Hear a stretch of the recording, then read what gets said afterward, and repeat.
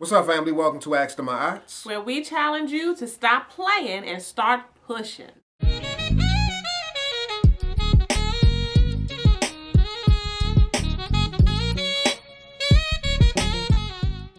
This right here is my gorgeous wife, Aiyana. Thank you, baby. You're welcome. And this right here, this is my handsome and debonair husband, Ayize. Okay. All right, y'all, we're going to jump right into it. Today we're going to be talking about child rearing. We got a question in from a viewer who was asking us about, how do you deal with disciplining your children when you come from different upbringings and backgrounds? Mm-hmm. And she also threw in the stepchild in the equation as well. How do you deal with, disciplining the stepchild?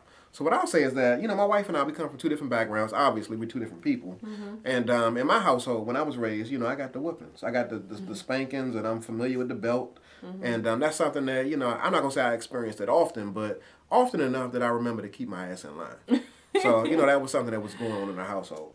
And, for me, my wife... I got spankings. I definitely got spankings, but I got a lot of talks, too. I got a lot of talking. Talks? Yeah, a lot of sitting down and talking about things, like, how you felt about it, what you did, what was wrong, kind of just processing the feelings and everything. Okay.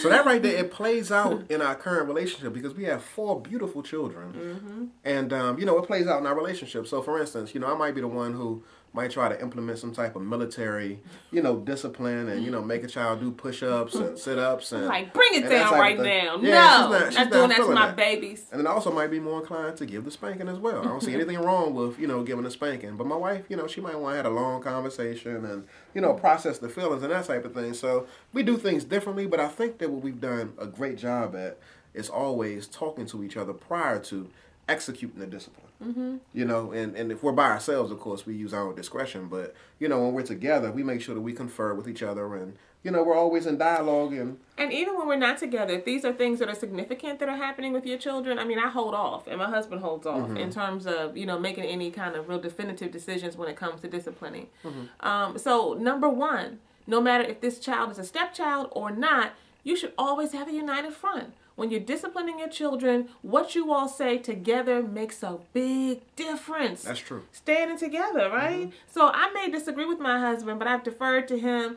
and I'm out there with him talking to my children, and, I'm supporting what he's saying. And in the bedroom, I'm saying, but, I just don't understand. Well, I'll talk to him.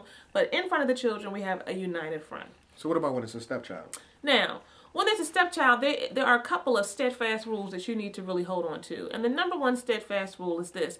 The biological parent is the person who has the rank. Mm-hmm. And sometimes folks just, have these visions of people being able to come together and build this wonderful family, and everybody merges together nicely and right take our picture. Automatically. No, it doesn't work like that.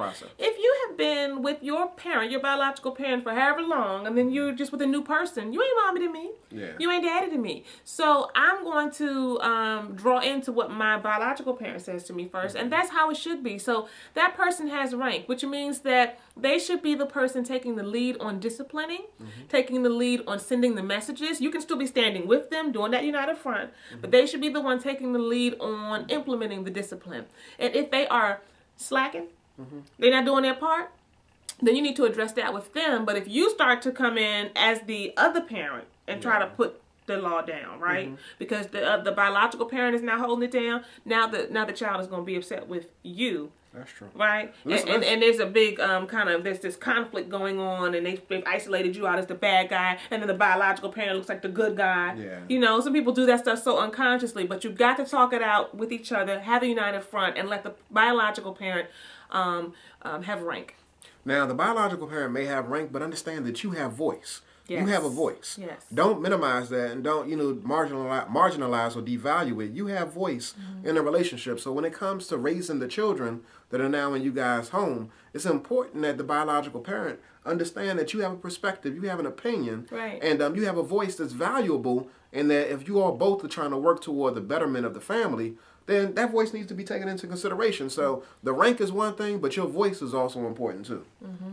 And lastly, remember this: children are always children. Children don't get grown tomorrow and then turn into a child again the next day. Children are always children.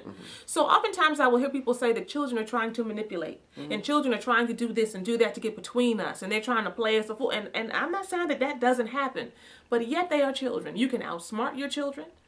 You can do it. You were once a child. You were once a child. You know, you can set the example for your children, and you do that by drawing together, not pushing each other apart, because there are some issues of contention around discipline. So children are children. You all come together. You set the tone. You be the example. You be the model. You demonstrate patience. You let the person who's the biological parent have rank. You make sure your voice is heard. You do what you got to do behind closed doors. You come out with a united front. And guess what?